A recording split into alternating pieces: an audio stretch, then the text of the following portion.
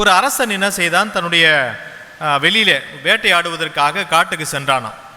செல்வதற்கு முன்பதாக தன்னுடைய அமைச்சரிடம் அவர் கேட்டாராம், இப்போ நான் வெளியில் போகிறேன், மழை பெய்யுமா பெய்யாதா அப்படின்னு சொல்லி கேட்டாராம். அப்போ அமைச்சர் சொல்கிறாராம், பெய்யாது, நீங்கள் பத்திரமா போயிட்டு வாங்க சுகத்தோடு அப்படின்னு சொல்லிட்டு அந்த அமைச்சர் அனுப்பிட்டாராம். போகிற வழியில் ஒரு கழுதையை மேய்த்து கொண்டிருந்த ஒரு மனிதனை அவர் அந்த காட்டில் பார்த்தாராம்.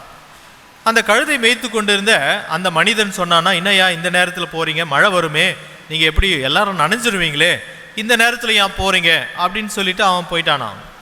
இவரும் என்ன செய்தார், சரி இவன் சாதாரண அமைச்சர் சொல்கிறாரே, அமைச்சர் சொன்னது தானே உண்மையாக இருக்கும், இவன் சாதாரணமான ஒரு ஆள் தானே, இவனுக்கு என்ன தெரிய போகுது அப்படின்னு சொல்லி போயிட்டாரான். போய் கொஞ்ச தூரம் போன உடனே அவன் சொன்ன மாதிரியே நல்ல மழை எல்லாரும் போனவங்க எல்லாருமே நனைஞ்சிட்டாங்களாம். நனைஞ்சிட்டு மறுபடியும் அவர்கள் என்ன செய்தாங்க, நனைஞ்ச உடனே வீட்டுக்கு அரண்மனைக்கு போகிறாங்க. போகிற வழியில் அந்த மனிதனை பார்த்தார்களாம்.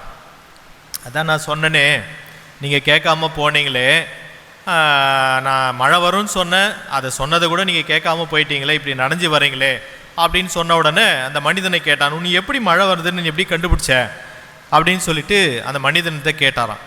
அப்போ அந்த மனிதன் சொன்னான்னா, என்னுடைய கழுதை முன்னு நோக்கி தூக்கி இருந்துச்சுன்னா, அவனுடைய காது முன்னோக்கி தூக்கி இருந்துச்சுன்னா மழை வரணும் அப்படின்னு அர்த்தம்யா, அதனால்தான் அது முன்னோக்கி காதை தூக்கி இருந்ததுனால மழை வந்துச்சுன்னு சொன்னேன், அதுக்கேற்ற மாதிரி கரெக்டாக மழை வந்துச்சு அப்படின்னு சொன்ன உடனே அரசர் வீட்டுக்கு போனாராம்.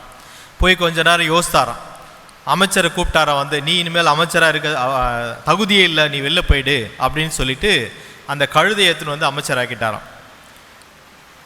சரின்னு அந்த கழுதையும் அமைச்சர் பதவியில் அமர ஆரம்பிச்சிடுச்சான். அடுத்த நாள் பார்த்தா பயங்கரமான சிக்கல் இவருக்கு வந்துடுச்சு. என்ன சிக்கல் வந்துச்சு அப்படின்னு சொன்னால், எல்லா கழுதையும் எனக்கு பதவி கொடுன்னு கேட்டான் அப்படின்னு இந்த கதையை அவர் ஒரு பொதுக்கூட்டத்தில் அவர் சொல்லியிருக்கிறார்.